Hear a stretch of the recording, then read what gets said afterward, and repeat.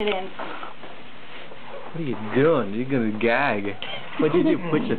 I push the tongue in, get a little bit moistened on the end there. It's as hard as leather, you know, just hanging out. Yeah, It gets hard as leather, and then it wicks up and smacks her in the eye.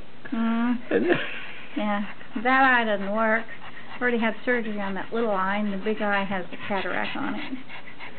So you can't see, you can't walk, you can't hold your pee and your poop anymore. It's falling apart. Teeth, you know, their teeth don't grow in their jaws right, so they're prone to losing their teeth. No teeth, you know, just a couple of teeth.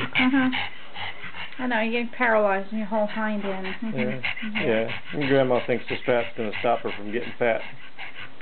No, I can't put a collar on her. She's got too fat around her neck.